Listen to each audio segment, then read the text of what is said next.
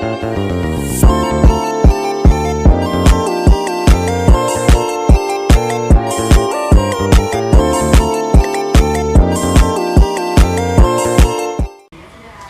pendengar setia, selamat datang di episode terbaru kami. Hari ini kita akan membahas bagaimana pendidikan abad ke-21 mempersiapkan generasi muda menghadapi tantangan global.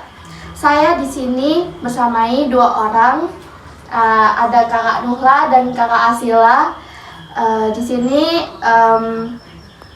sebelum kita memasuki podcast yang sangat seru ini, dari kakak cantik bisa memperkenalkan dirinya terlebih dahulu. Silakan. Oke, halo pendengar setia, saya Nunggal Maulidia.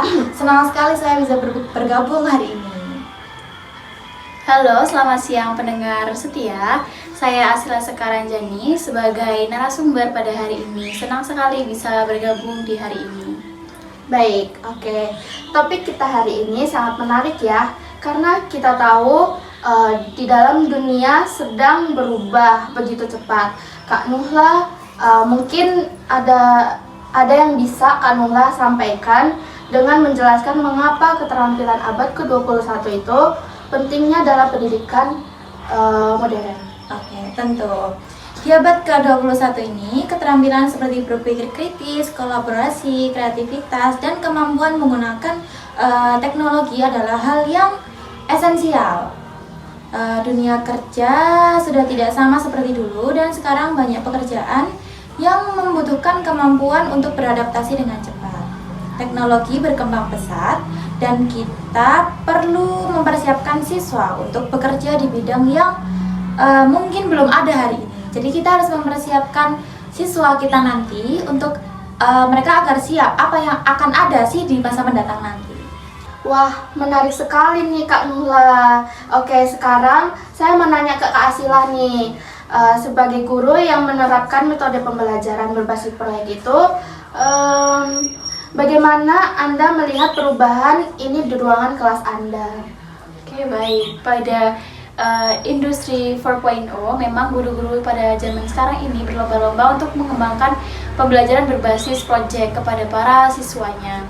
Untuk di kelas saya sendiri, untuk mengembangkan pembelajaran berbasis proyek ini, saya menerapkan untuk mendorong para siswa saya ini untuk berkelompok dan memecahkan masalah dengan solusi-solusi yang ada gitu. Jadi mereka memecahkan masalah itu bersama-sama. Jadi itu membangun keterampilan mereka untuk bekerja sama dan memecahkan masalah bersama-sama seperti itu.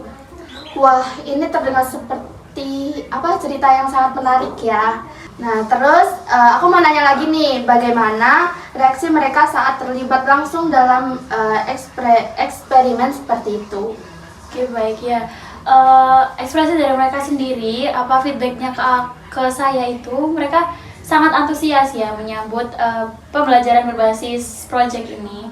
Karena seperti contohnya saat mereka menemukan solusi-solusi dari masalah yang mereka kemukakan sendiri, itu mereka sangat antusias karena kan mereka puas dengan hasilnya yang mereka dapatkan, karena setelah melihat solusi yang mereka dapat dari permasalahan yang mereka cari sendiri. Nah, untuk itu juga itu bisa membangun proses berpikir mereka menjadi lebih kritis, kreatif, dan ya kerjasama itu tadi yang memberikan dampak yang cukup besar dalam memberikan solusi bersama itu. Wah, sangat bagus sekali ya Kak Asila ya. Nah, aku mau nanya nih dari Kak Nuhla nih, dari perspektif Anda sebagai ahli pendidikan, apakah pendekatan ini sudah cukup umum terkait di sekolah-sekolah? Oke, sayangnya pendekatan atau project based learning ini tuh belum semua sekolah mulai melihat manfaatnya, karena mereka mungkin masih belum terbiasa atau masih baru melangkah. Jadi kayak belum terasa banget nih feedbacknya apa sih atau manfaatnya terhadap mereka itu apa sih gitu. Dan di beberapa negara seperti di Singapura, pendidikan seperti ini tuh sudah mulai fokus pada belajar lebih banyak, mengajar lebih sedikit. Artinya, di situ siswa diberikan banyak kesempatan untuk mereka bereksplorasi, mereka mengekspresikan diri gitu. Jadi lebih berfokus kepada siswanya, bukan kepada pengajarnya gitu. Oke, bagus sekali ya. Jadi guru itu berperan sebagai pendamping ya. Nah, terus Kak Asila, bagaimana pengalaman Anda sebagai fasilitator di kelas? Gimana tuh? Iya, baik. Benar banget ya tadi yang dikatakan Kak Nuhla. Pembelajaran berbasis proyek ini lebih banyak menekankan kepada belajar, tidak mengajar. Jadi guru ini sebagai fasilitator di kelas tuh hanya memberikan arahan saja kepada para siswa, memberikan jembatan. Guru ini hanya sebagai jembatan kepada para siswa untuk terus belajar dan menjembatani siswa dalam memecahkan solusi dari masalah-masalah yang mereka kemukakan sendiri itu tadi. Nah, baik, mungkin itu saja. Oke, ini tentu sebuah tantangan bagi semua guru ya.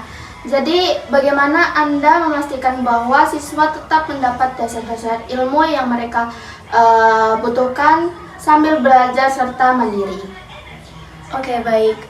Jadi biasanya saya tuh memberikan hanya materi-materi dasar yang mereka butuhkan. Mungkin dalam mendampingi siswa itu mereka memang belajar sendiri, tapi saya tetap mendampingi mereka dalam memberikan materi-materi dasar.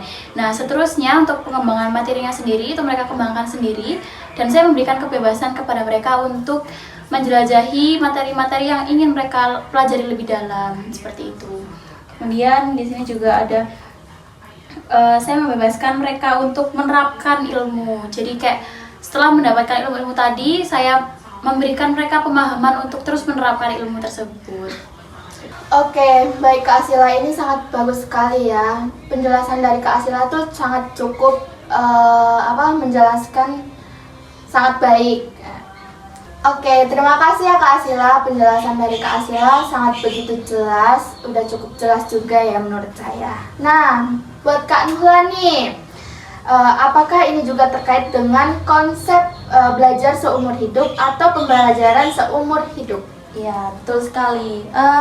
Salah satu fokus pendidikan di abad ke-21 adalah mempersiapkan siswa untuk menjadi pembelajar seumur hidup. Jadi, dunia kan akan terus berubah ya. Nanti kita nggak pernah tahu apa yang akan terjadi di masa tua kita nanti, di masa anak-anak kita nanti, masa cucu-cucu kita nanti gitu. Jadi generasi-generasi seterusnya inilah yang akan terus dipersiapkan untuk mampu menjadi manusia yang siap menghadapi masa mendatang, karena hal-hal yang ada pada zaman sekarang belum tentu ada di zaman nanti. Oke, cukup bagus ya Kak Nuhla. Ini topik yang sangat menarik sih menurut saya. Ya, sebelum kita akhiri, apakah ada yang kesan-pesan terakhir dari Kak Nuhla dan Kak Asila nih bisa disampaikan dari Kak Asila duluan dah? Untuk para pendidik, jangan takut untuk mencoba hal-hal baru atau metode-metode baru dalam pembelajaran, karena itu semua yang akan dibutuhkan oleh para siswa kita. Karena belajar yang sangat monoton itu tidak akan membuat para siswa itu antusias untuk belajar. Jadi cobalah hal baru untuk terus mendorong para siswa agar semangat belajar. Oke, dan untuk para orang tua, pendidikan di abad 21 memang sedikit unik ya, dengan pendekatan yang berbeda. Karena ya itu tadi, zamannya tidak bisa disamakan. Jadi, zaman saya seperti ini, zaman anak saya seperti ini, itu tidak bisa. Jadi ayo mari kita dukung bersama-sama. Jangan cuma dari buku aja, tapi ayo kita berikan contoh yang nyata, contoh yang real dari kehidupan kita gitu. Jadi untuk belajar anak-anak kita nanti. Oke, terima kasih buat Kak Asila dan Kak Nuhla atas kesan dan pesannya. Terima kasih juga udah meluangkan waktunya pada hari ini untuk menyampaikan materi yang sangat menarik nih tentang harus berubah untuk menghadapi tantangan abad ke-21. Nah, sampai jumpa di episode selanjutnya. Bye-bye!